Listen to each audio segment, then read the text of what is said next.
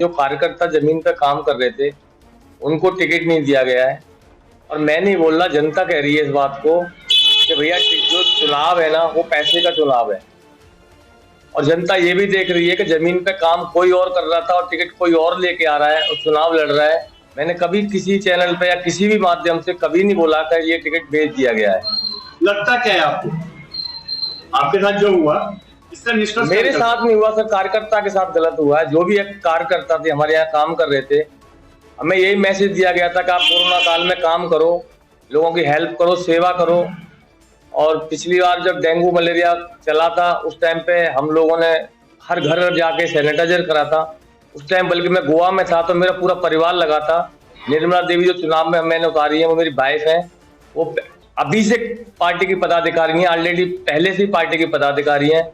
और मेरा पूरा परिवार बहुत दुखी है इस चीज से कि एक नए आदमी को पार्टी ने पता नहीं क्या सर्वे करा, क्या करा और उनको चुनाव में एकदम 10 दिन के अंदर चुनाव में उतार दिया। वो आते हैं, पार्टी ज्वाइन करते हैं, चुनाव लड़ने की तैयारी कर देते हैं। आप कैसे कह सकते हैं कि वो नए हैं? किस बेस पे कह रहे हैं आप वो नए हैं? मेरी पार्टी में नए हैं सर, आम आदमी पार्टी में नए। आम आदमी पार्टी के लिए कोई काम ही नहीं किया उन्होंने। इससे पहले भी चुनाव वो लड़े हैं मैं अदर पार्टियों से लड़े हैं। वो किस पार्टी से?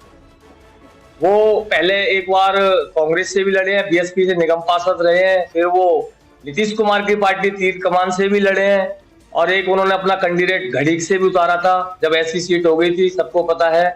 और कई बार कांग्रेस में आए हैं, फिर चले गए, दूसरी पार्टी में आए, कांग्रेस में चले गए, कई चुनाव लड़े हैं।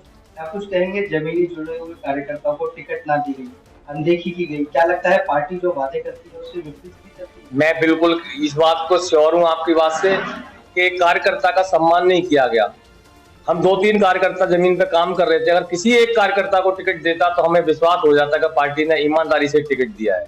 बलबीर जी, हमने ऐसा भी सुना है कि सर इसके लिए मैं क्या कह सकता हूँ, गोवा में मैंने अपना पूरा परिवार छोड़ के, मेरे भांजे की शादी थी, मैं उसमें भी सम्मिलित हुआ। आज तक मेरे जीजाजी और बहन मेरे घर पे आना बंद कर दिया उन्होंने पार्टी के वजह से, क्योंकि 11 दिसंबर का ही था उस दिन मेरे भांजे की शादी थी और मैं उस टाइम गोवा में था।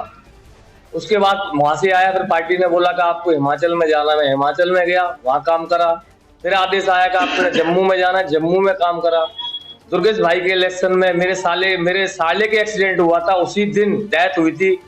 मैं उस अंत्येष्टि में भी शामिल नहीं हो पाया क्योंकि दुर्गेश भाई का उसी दिन सुबह इलेक्शन था, मेरे साले की रात को एक्सीडेंट होता है करनाल में और खत्म हो जाते हैं, और मैं उसमें भी शामिल नहीं हुआ था क्योंकि मेरे बूथ की जिम्मेदारी थी मेरे पे राजेंद्र नगर में, मुझे वो भी निभानी थी।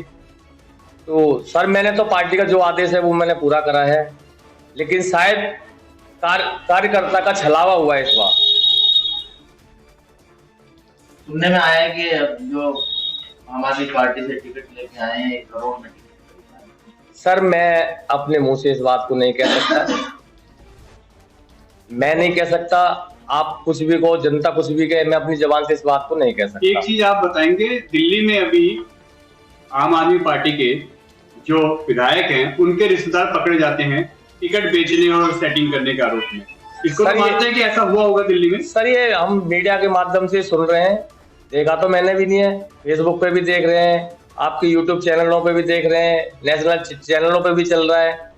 सर अब इसका जानकारी तो मैं नहीं कंफर्म नहीं कर सकता। इसकी जांच होगी, उसमें जो भी होगा दोषियों को उसे सजा मिलेगी। अगला स्टेप क्या है आपका?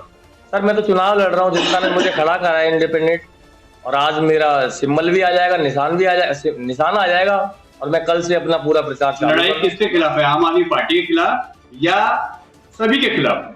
सर मेरी लड़ाई जीतने की लड़ाई है। मुझे नहीं पता आम आदमी पार्टी कौन है, बीजेपी कौन है, मैं लड़ रहा हूँ। मुझे ये पता है कि बलबीर परमार चुनाव लड़ रहा है। कल आपने बहुत बड़ी मीटिंग भी की थी, पूरा समाज था, करीब 250-300 लोग थे आपके। सर मेरे मीटिंग इसलिए मुझे मजबूरी में करनी पड़ी वो मीटिंग। मैं सोच रहा था इलेक्शन के बाद करूं, कोई भी अपना स्टेप उठाऊं, मेरे सिंबल के साथ, अपने निशान के साथ करूं।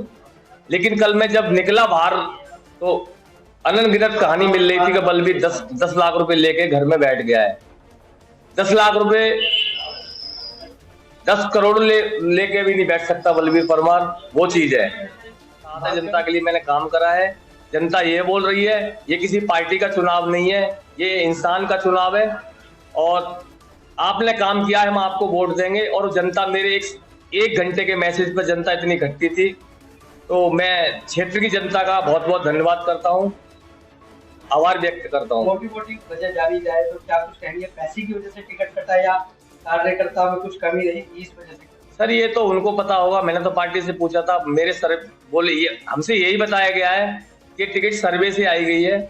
तो एक बार कार्यकर्ता जब तो तुम्हारे लिए अपना घर परिवार छोड़ सकता है, तो कार्यकर्ता जो टिकट मांग रहा था उनको बुलाया जाता, बोले भाई आपके सर्वे हैं, आप इस सर्वे में पीछे रह गए हो, ये आगे आ गए, आप आगे तैयारी करो और पार्टी आपको आगे देखेगी। लेकिन कार्यकर्ता को कुछ भी नहीं करा और उनके ओरिजिनल पेपर भी जमा। सबसे घटिया काम ये करा कि उनके हर कार्यकर्ता के जो चुनाव लड़ना चाहता था उनके ओरिजिनल पार्टी ने पेपर अपने पास जमा करा लिए और ये कार्यकर्ता के सरासर अन्याय कराया है उनके साथ में। यानी ये एक रणनीति थी कि कोई भी अगर बगावत करता है, उसका टिकट कटता है, वो चुनाव ना लड़ सके, वो बगावत ना कर सके, इसलिए उसके कागज जमा कर ले। बिल्कुल यही कारण है, और क्या कारण हो सकता है? जिसको टिकट आपको देनी नहीं है उसके पेपर क्यों जमा करा रहे हो आप?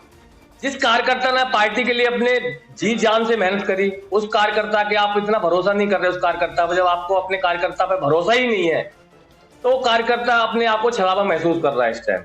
आप देख रहे हो कोई खंबे पे चढ़ रहा है, कोई तारों पे लटक रहा है, कोई कुछ बोल रहा है, कोई कुछ बोल रहा है। तो एक सरासर वो कार्यकर्ता आगे खड़ा होगा पार्टी के काम के लिए, जिसके पेपर इन्होंने जमा कराने की उम्मीद कर सकते हो वो कार्यकर्ता काम करेगा?